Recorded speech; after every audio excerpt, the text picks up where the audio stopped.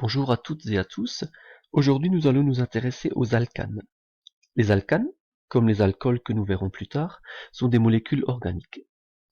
Nous avions vu précédemment que le caméléon est capable de changer de couleur au gré de son humeur, grâce au chromatophore de son derme, constitué de molécules organiques telles la ptéridine, la guanine ou la tyrosine.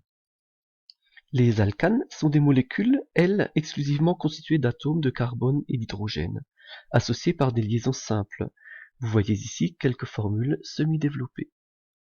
Il existe trois types de chaînes carbonées. La chaîne est dite ramifiée si un atome de carbone est lié à au moins trois autres atomes de carbone. La chaîne est dite cyclique si elle se referme sur elle-même. La chaîne est dite linéaire si elle n'est ni ramifiée ni cyclique. Pour nommer les alcanes linéaires, à la terminaison -ane, on ajoute le préfixe qui indique le nombre d'atomes de carbone de la chaîne carbonée. Par exemple méthane pour un atome de carbone, éthane pour 2, propane, butane, pentane, hexane pour 6, heptane, octane, nonane ou décane.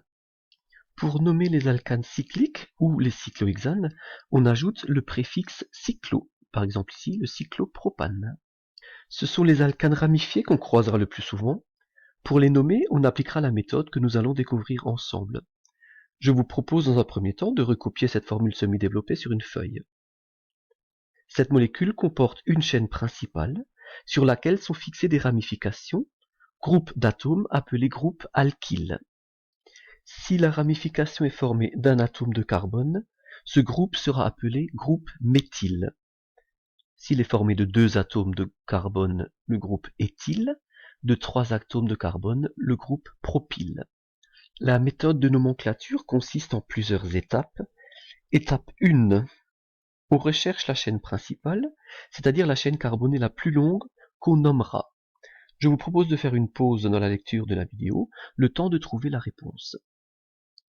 Vous avez trouvé. La chaîne carbonée la plus longue comporte 5 atomes de carbone, d'où le nom de pentane. Cette chaîne, vous pouvez l'entourer. Étape 2. Autour de la chaîne carbonée principale, vous repérez les groupes alkyles. Je vous propose une nouvelle fois de faire une pause dans la lecture de la vidéo, le temps de trouver la réponse. Vous avez reconnu le groupe méthyle, constitué d'un atome de carbone, et le groupe éthyle, constitué de 2 atomes de carbone. Étape numéro 3, vous numérotez la chaîne principale. Les atomes de carbone portant des ramifications doivent avoir les indices les plus petits possibles. Donc soit vous numérotez de la gauche vers la droite, soit numérotez de la droite vers la gauche.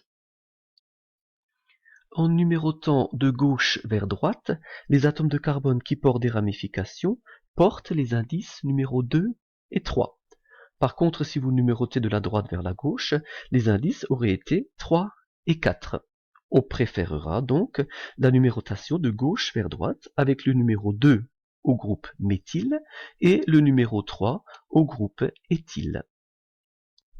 Étape 4. Le nom de la chaîne principale sert de suffixe. On ajoute devant lui le nom de chaque groupe alkyle précédé de son indice de position. Faites à nouveau une pause dans la lecture, le temps de trouver la réponse et le nom de cet alcane ramifié, en tenant compte évidemment des deux remarques. Vous l'avez trouvé.